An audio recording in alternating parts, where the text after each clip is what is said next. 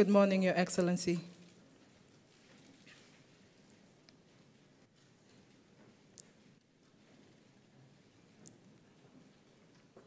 Good morning, Your Excellency.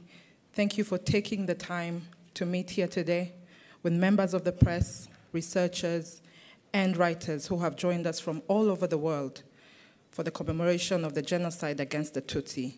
Mr. President, we are ready to begin by taking questions from the press. We could take one at a time. Any questions? Let's start with Ben, citizen.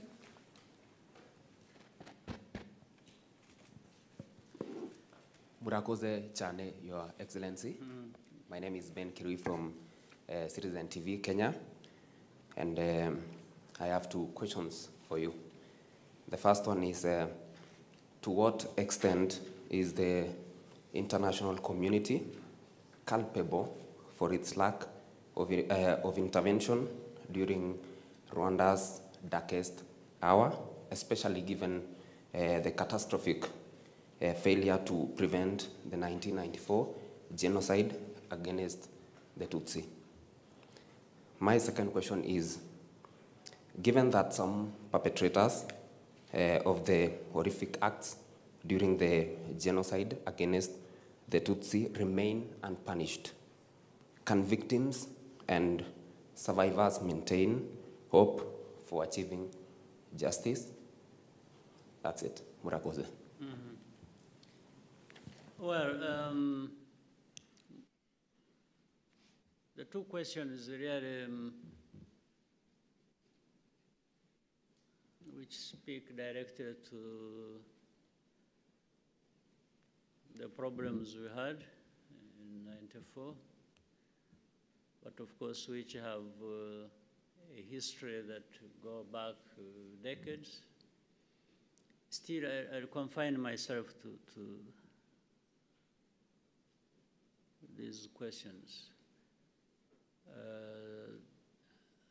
because both of them have been answered in many ways in the past, many times. And for Rwanda, we've, I think, made progress and left some of the underlying issues to these questions were behind us.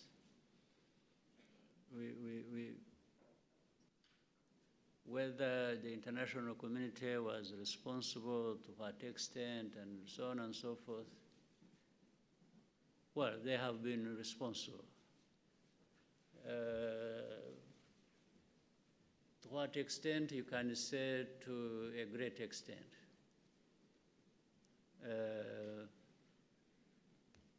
But that's it. For us, we learned our lessons of how to manage ourselves and our affairs and stop being part of the harm we do or did to ourselves. Because the international community will do things that are not correct against you or will do harm to you. That's okay, but let it be their own choice without having to be enticed by your own mistakes. So we tend to look more on our side.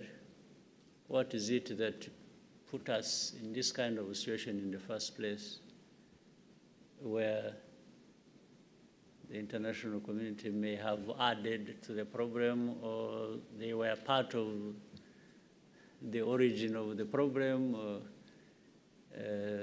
But if we did things, if we were right ourselves and didn't give grounds to this international community,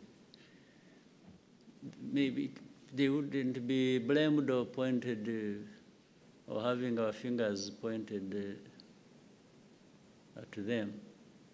So, and for the people who are all over the place, who committed or who took part in the genocide. They are there. We have interacted with those people that hosted them. We have done it for many years. Some efforts have succeeded, most of them have not. But those people and whatever is happening should not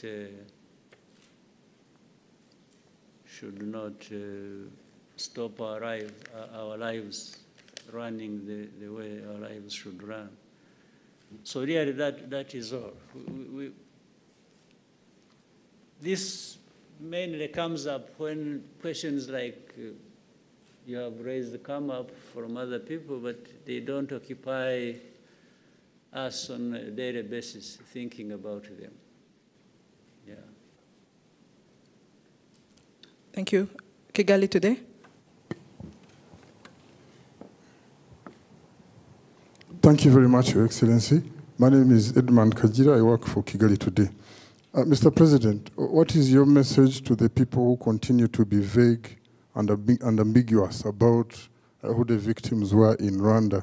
A good example is a message by Secretary Blinken. He talks about remembering Hutus, Twas, and all those three tribes. And in your discussion with President Clinton, did you touch this issue, considering that the US is among the countries who can't name it properly? Thank you, Mr. President. Well, we had broad discussions with former President Bill Clinton and his delegation. The delegation, United States sent a delegation here to be with us on this 30th Kwibuka, and they decided to designate Honorable Bill Clinton to lead the delegation. So we had broad discussions over our bilateral relations and the status of that. That one was an element of discussion, but among many other more important things. For me, that concern was answered long ago by making our position clear. Not so long ago, maybe 2015 or something, or 14, we get messages from all over the world joining us in the commemoration. And that time we received a message that talked about, on one hand, Kwibuka and sympathizing with us and so on and so forth, which was correct. And then another part was all kinds of things about democracy, human rights, freedoms, everything that we are thought not to have at all in our country. So our country actually wrote a letter back to the US. I'm the one who authored that. And what I asked them, what I told them is twofold. One, I told them that United States or any government of any country have the freedom to tell us whatever they want to tell us, even if whether we are happy about it or not. That's no problem. And we're always going to absorb whatever is brought our way. But I also told the more important thing was, the second point for me was, but on this commemoration day, we are grateful when you commemorate with us. But for these other points you are trying to make to us, we have one ask that is important to us. In the letter we told them, feel free to commemorate with us if you want. And feel free also to tell us whatever you don't like about us. But our ask is one. When it is the day of commemoration, which is 7th of April, can you be kind enough to commemorate with us and stop there? And there are 365 days in a year. Give us that day of 7th of April, commemorate with us, and then you can have the rest, 364 days, blaming us every day for everything you don't like about us. Just separate these two things. Commemorate with us for one day, blame us for the rest of the days of the year. I thought it was a fair deal and a fair ask. So for me, that problem was solved that day. These others that come after and will come in the future, I have no problem. Thank you, sir. Let's have another question, Al Jazeera, and then we'll come back to SABC.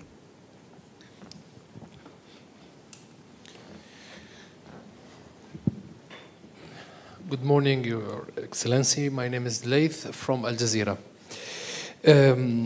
Earlier in interview, Your Excellency described some politics in the region be primitive, based on ethnics.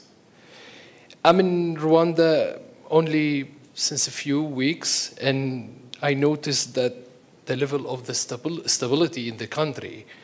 And so my question is, how does Rwanda manage political strategy with the neighboring to maintain the achievement since 1994? Thank you. Thank you. We do what we can, what is possible, and we don't do it alone. We try and do it with those countries, neighboring countries and beyond. But there are priorities. Those are the ones we stick to. First is to address our internal issues that either relate to our history or even to our geography, and do the best we can, humanly can, to create a stable country, to have our citizens get the best they can give themselves, or working together, we can offer each other, and it's security, it's socio-economic development, it's always adding to bring the country back together in the form of unifying the people, even in their differences, still look at each other as belonging to the same country towards which we can contribute the best we can individually and then collectively. Those are That's the foundation. Of course, there is no country that is going to be an island. None. No country in the world decide to say, I will be on my own, I live alone, the rest can go hang. So we try to find common interest and understanding between us, and beginning with the neighbors and beyond, well beyond. That we try as well. And in this, we try to make sure that other partners or other people feel comfortable with us, or what they get with us when they have, without really interfering in their own business.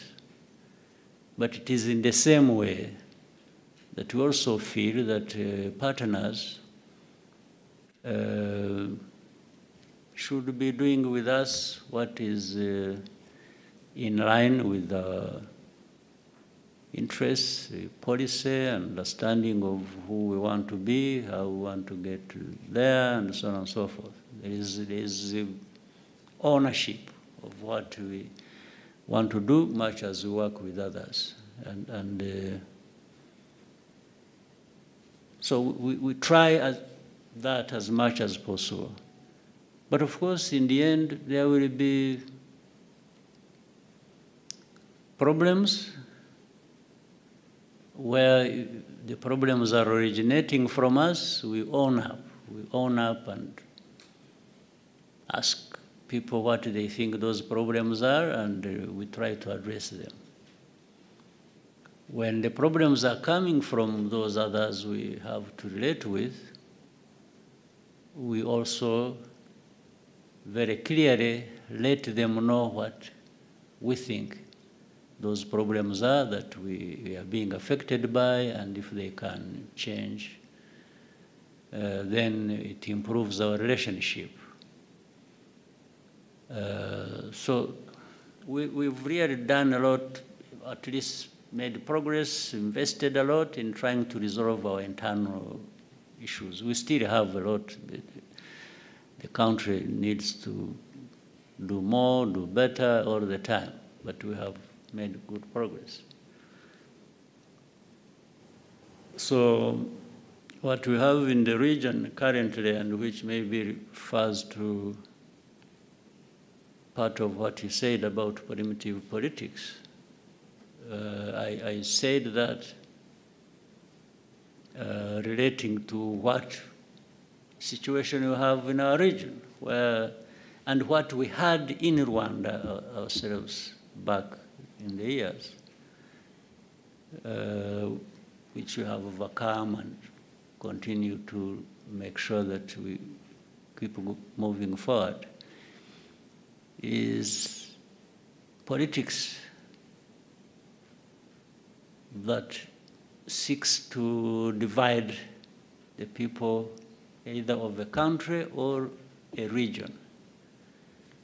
In fact, based on ethnic or religious or other reasons, you cannot govern effectively and stably.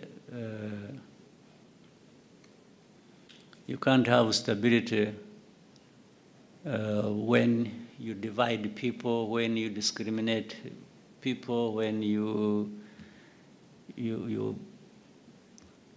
and this is, I could not find a better word to run a society or a government on the basis of a division of tribes or ethnic groups or this, and in our case, having gone to the extreme, even here in '94, as you remember, it is, I could not find a better word other than being primitive. Primitive. You are not, how do you divide people? How do you practice sectarianism or racism or what? where do we see it in history that it has served well in a society? That's what I was referring to, because we have a lot of it in the region, especially in the recent days, as we have seen.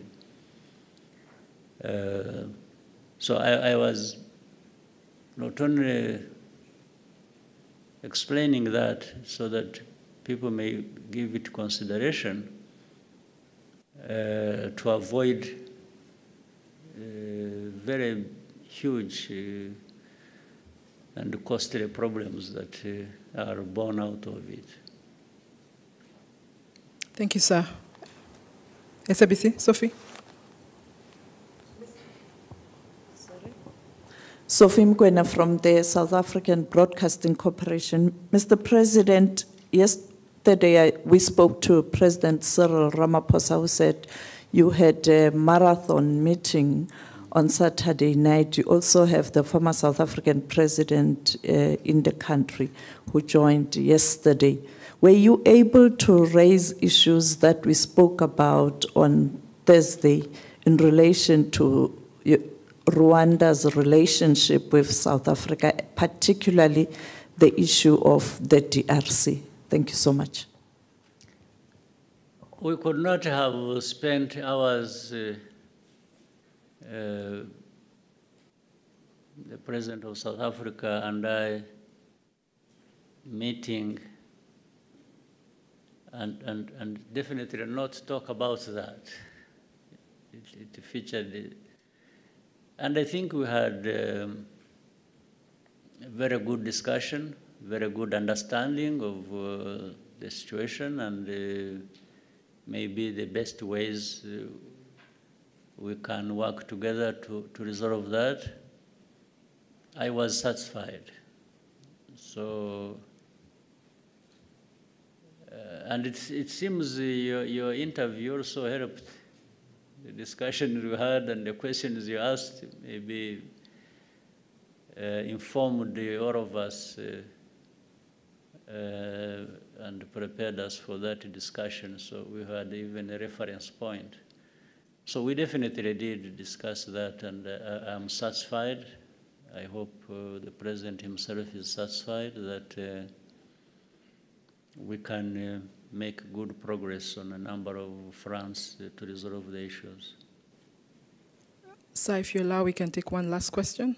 No, but I see many people here wanting to... Okay. We can take Kagame and then come to... No, but don't concentrate on people here. There are people from outside who are here.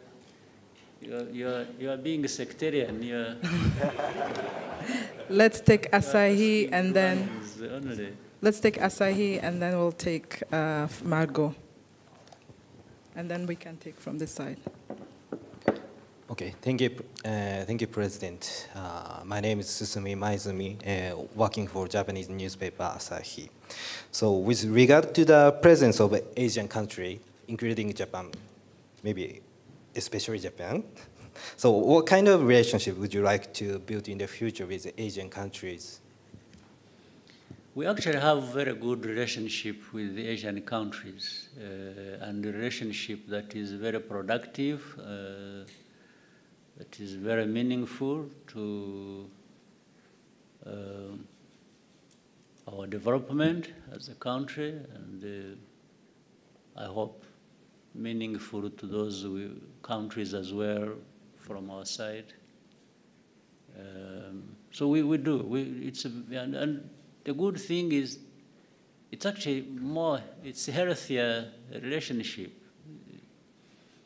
with those Asian countries. They don't come with, well, some of them have started learning to do that, but largely it's respectful, it's very beneficial. They don't come with all kinds of demands that we must address like we have in some other types of relationships.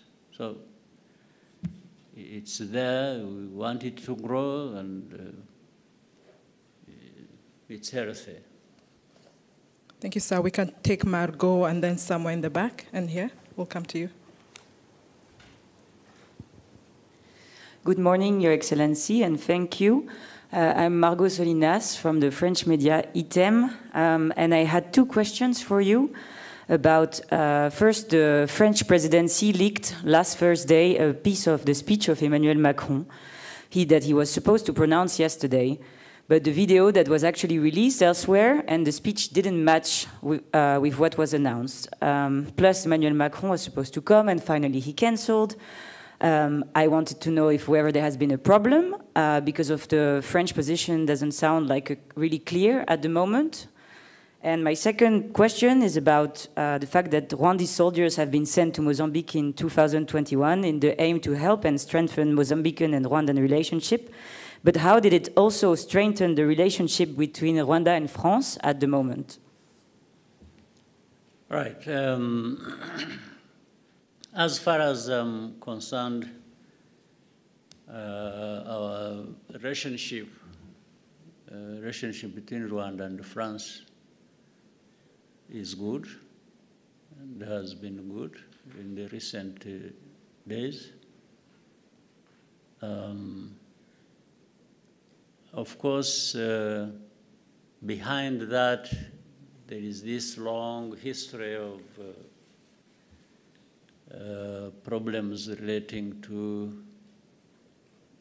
what happened in our country in the last 30 years. So my feeling up to now is we've made progress.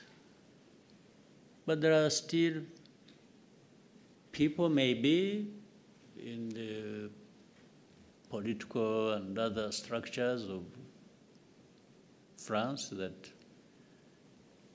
are held back by what happened in history. They are still living politically in the past. We can only be making progress on the basis of people who want to look forward and we move forward together. So I don't know the proportions with this, with that, I don't know. But to make the judgment, I think the people of France are reasonable people and we can work together. Sometimes the politicians are the ones that are at issue. So I heard about that, the contradictions in the settlements or this, or watering down this, but that's all about it. I heard that happened, but I really, for me, I'm focused on the good things that can happen if we relate well and make progress. These small issues, I think, will be there, even if you are talking about the head of state having done this and that. But still, that's not for me to dwell on and talk about. Maybe when you get an opportunity and speak to him when you get back, you may ask him. He may give you a better answer than I am capable of giving you. But for us, we are still on the side of wanting to continue making progress, irrespective of the bad history we have had. For Mozambique, we got involved in Mozambique with the understanding and invitation of our brothers and sisters in Mozambique. And we've been there doing what we can and working with the Mozambicans to rein in the insecurity that was there for a couple of years. And I think good progress has been made also. How the French come into this, as you asked, maybe is related to what you might be having in mind because they have investments there. Like other countries have. In fact, there are many countries that have these investments, heavy investments in Mozambique. Either these countries working together and through their companies or different ways. Where it is France, it is the United States, it is India, it is Japan, it's Korea, it's there are many who are there, working there. So naturally, the investments have to be made in a stable environment. And since we are there contributing to the stability of the area where these countries are making investment, we have discussions, we talk to each other. In our contribution, and their investments there, we have good discussions and understanding of how we can continue to stabilize that area. That's the main thing they can say, France linking through Mozambique. Thank you, sir. We take 2-3 more questions. Yeah, keep going. Okay, we'll go with Francois and then David and then come to AP.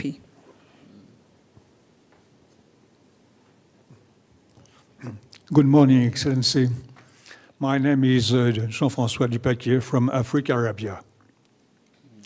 If you watch at the French-speaking press in recent days, you see a lot of articles in favor of Rwanda. Anyhow, there is often an incidental headline that asks the question, but who is Kagame really? The propaganda of your enemies, particularly in Congo, describe you as a cruel and bloodthirsty tyrant. Do you try to change this image? For example, in most of your official photographs, you look severe and distant. This can contribute to fueling controversy. Why don't you wear a slight smile like all your fellow presidents around the world? Do you ultimately like or dislike being fed, sometimes hated, in the Western world? Thank you. Good.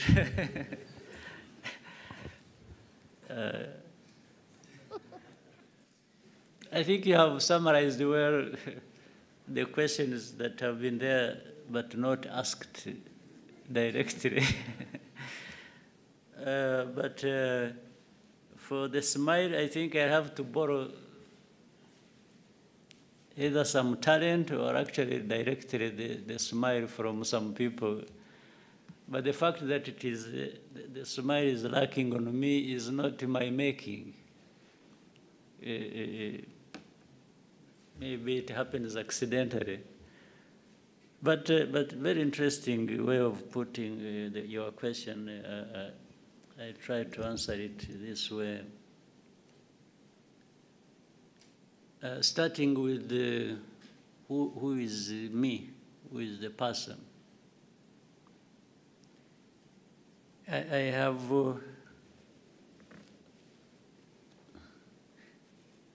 me is the person you see.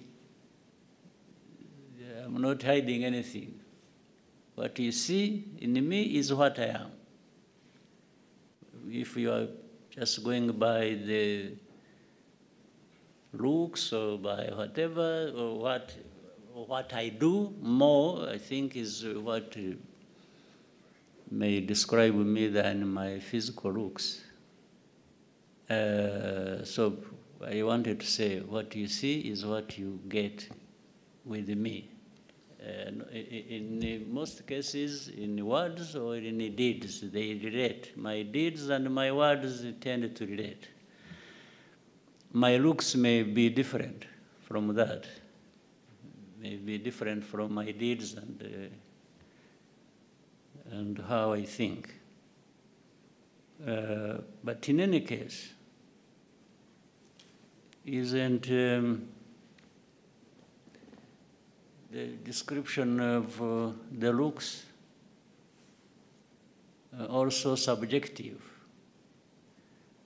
There are people who see me as through the looks as a terrible person. There might be others who say, after all, there's nothing bad looking like that. So it's subjective. But to the point you're making about tyrant or cruel, or you see, you can't be bad to that extent.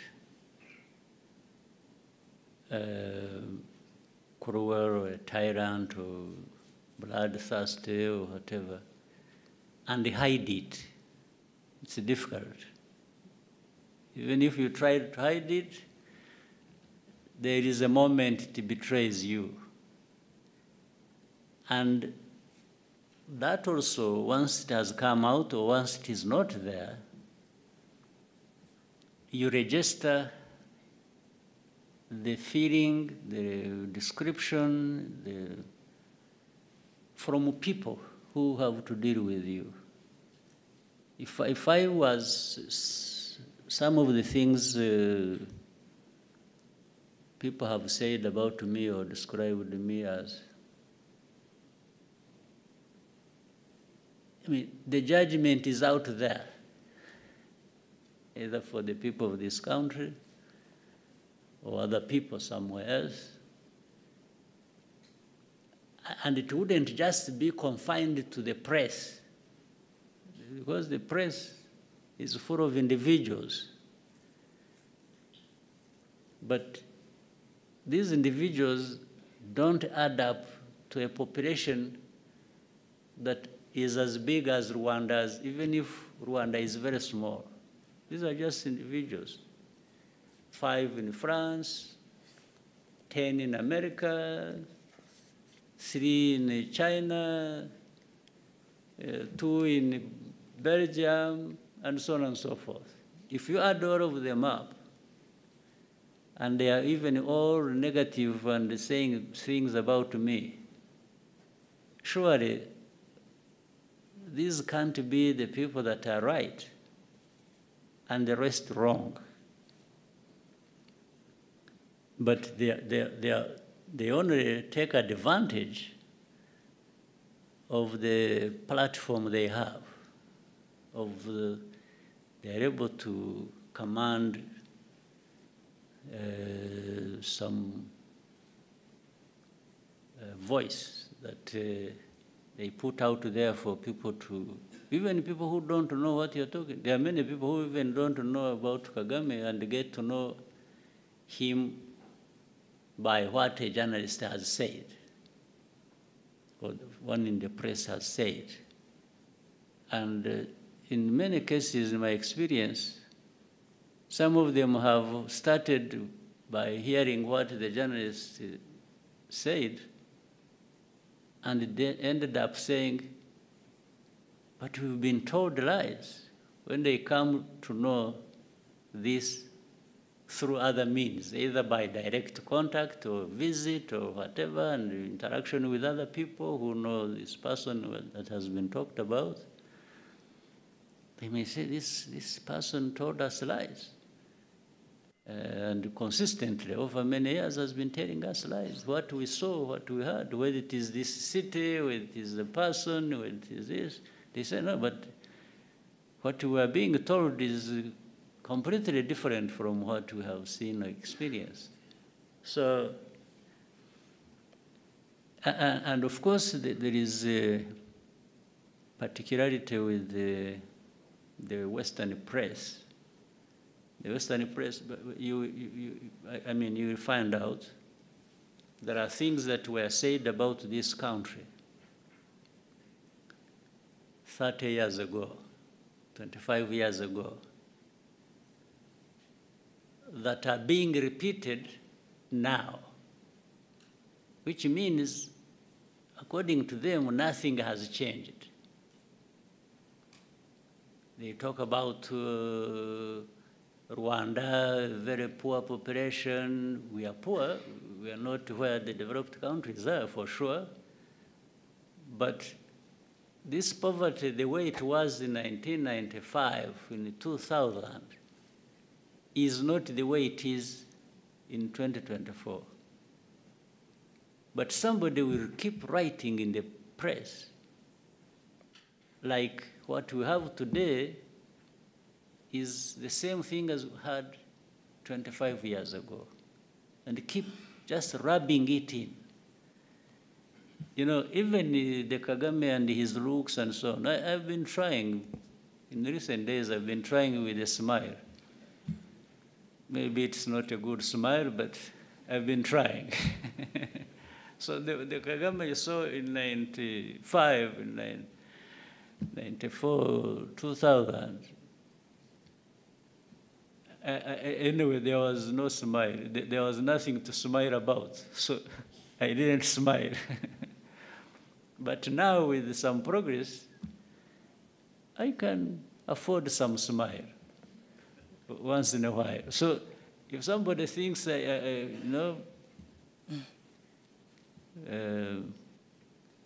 that, I have even grown gray hair. Last time I had black, my hair was black, and now it is gray. It is actually disappearing. I may be bald. But so if you think the Kagame you saw 20 years ago is the same now, no, it is a misrepresentation. But even then, that time, I looked different, and the press may not have liked the way I look,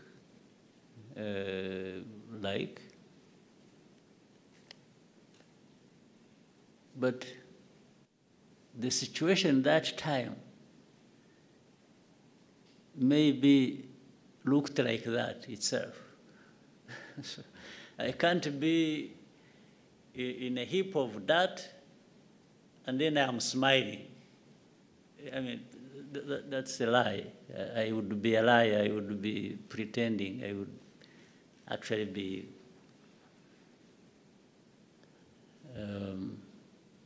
having some problems with me to pretend that everything is okay around me when everything is bad.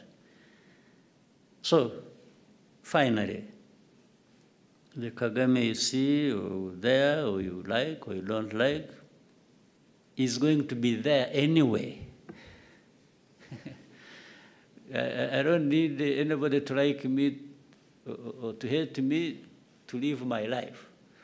I live my life whether you like me or you don't like me. And I have my views, I express them, I will do things, I do.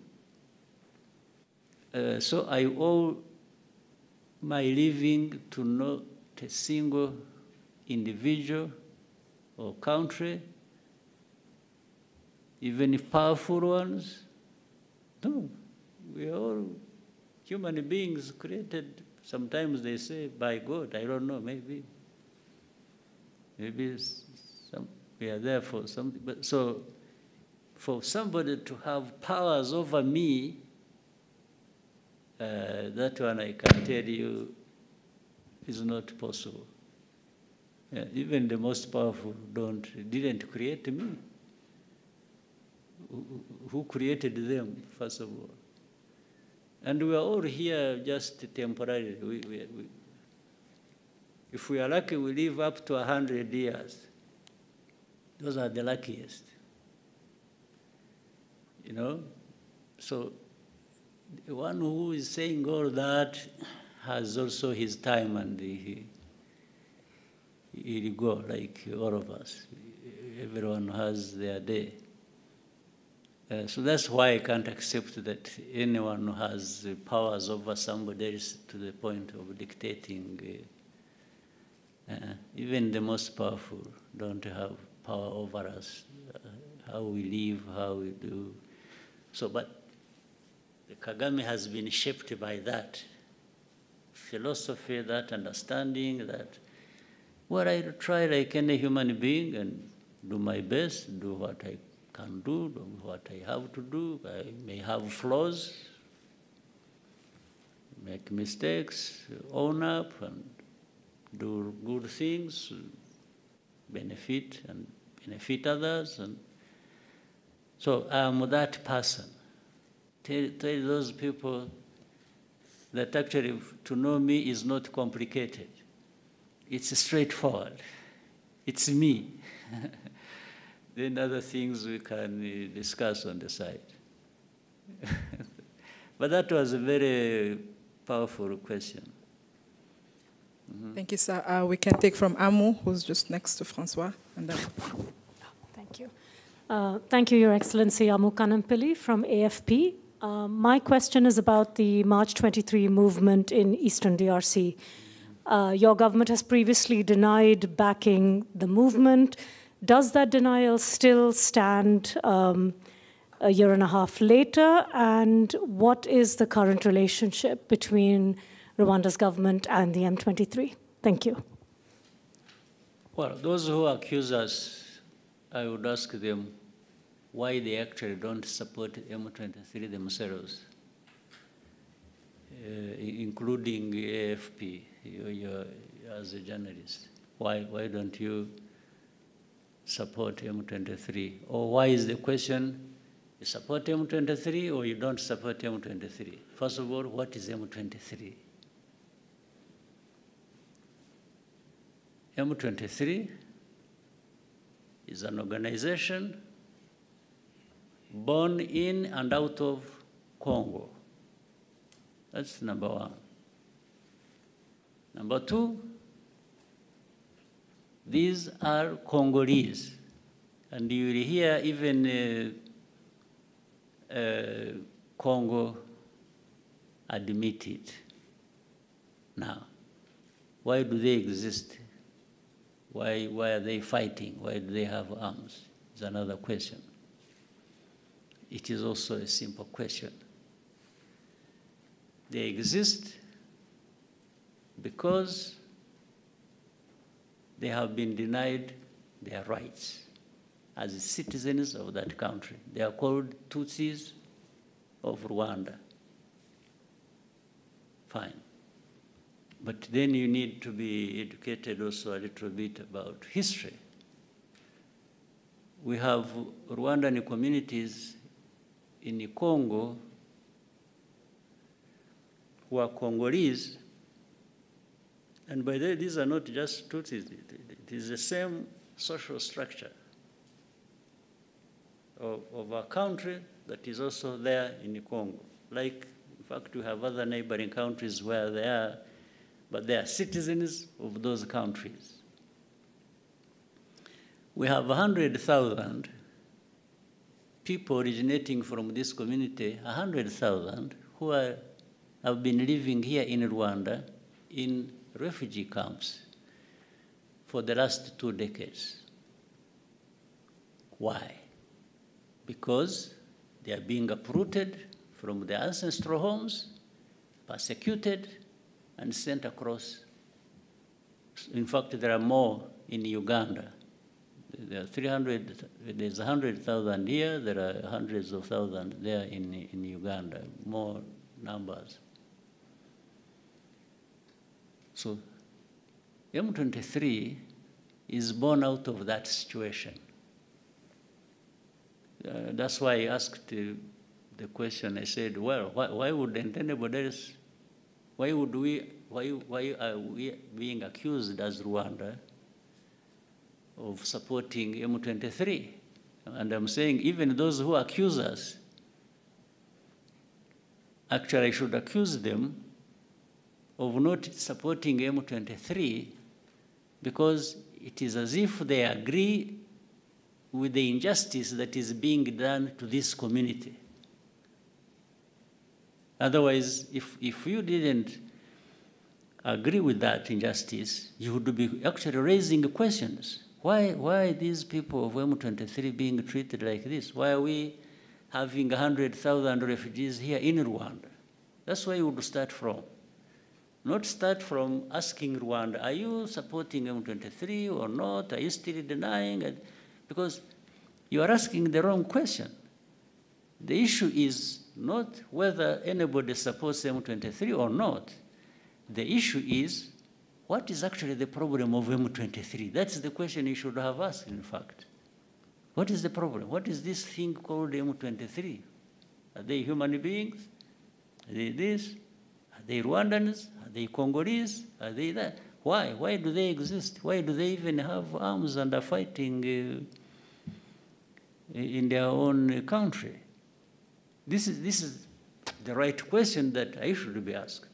So whether Rwanda supports or associated in any way is actually immaterial. It is relevant to the question. Or even you, if you want to educate yourself or educate the public, the question should have been simple. Ask me, by the way, what do you understand the M23 to be? What is it? That's a fair question. That's the one I would wish to be associated with rather than whether I support or not support. So we may take the last question. David?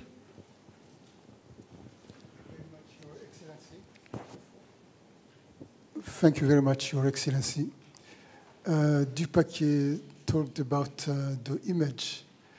I've been traveling through the continent, and the majority of the youth, I think, don't want you to remain the way you are.